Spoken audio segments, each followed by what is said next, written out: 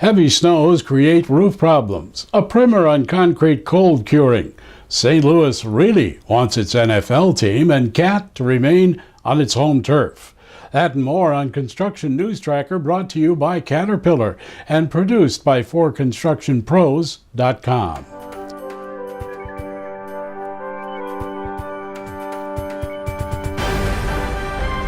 Unusually heavy snowfall amounts in the Northeast are creating problems for property owners. A parade of storms with upwards of 2 feet of snow each has cascaded over New England, leaving behind some 80 damaged or destroyed roofs. Engineers say the weight of the snow, some packed to 90 inches, is too much for building roofs, noting that a cubic foot of snow weighing just 8 pounds becomes a 64-pound block when it turns to ice. Many of the affected structures will have to be demolished and rebuilt. Snow and cold are affecting building project schedules in those areas affected by the severe winter.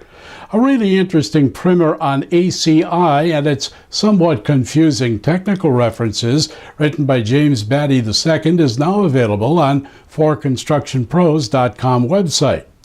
Did you know that switching from aluminum to wood concrete forms alone affects a work schedule? We suggest you read this story. It could save you some money. That brings us to a story on mass and volume of cement.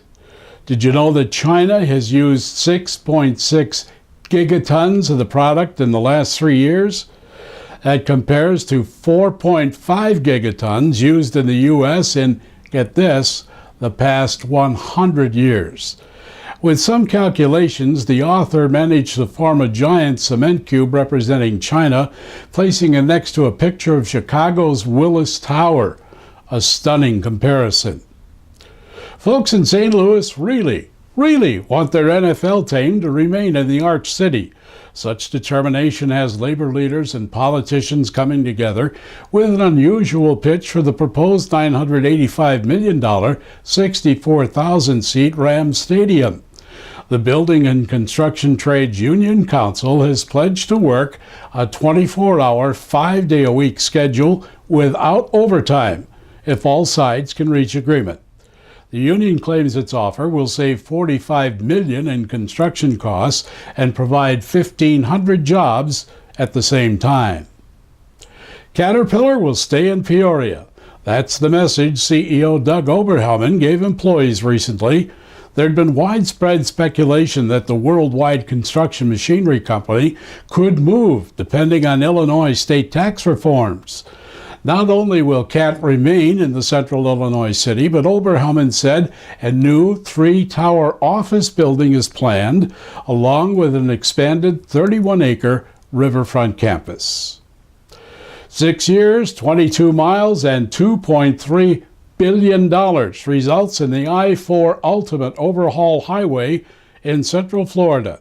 The P3 project, led by Skanska, Lane, Granite, and John Lang of England, will create toll lanes and numerous bridge and access changes to the route that carry heavy traffic between Tampa and Daytona Beach, running smack through the middle of Orlando and all of its attractions. The I-4 Mobility Consortium has a March 2021 deadline to complete the job. It's update time on the tracker. With a deafening boom and a cloud of dust, that was Bertha as it crashed through a 20-foot wall in the repair pit in Seattle. The longest distance this immense boring machine has traveled since it broke down in December of 2013. Thousands of pounds of grease were injected into the cutter head to keep it from burning up, as the effort to free it from its pit continued at the site of the Seattle Tunnel Project, now nearly 2 years behind schedule.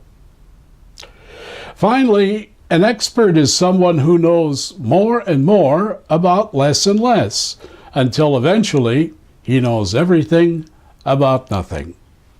This is Construction News Tracker, looking out for the industry that makes the world a better place. Brought to you by Caterpillar and produced by 4constructionpros.com. Find us on social media, Facebook at /4constructionpros, and Twitter using hashtag Construction News. And leave comments or share us with friends, as the streaming web never ends.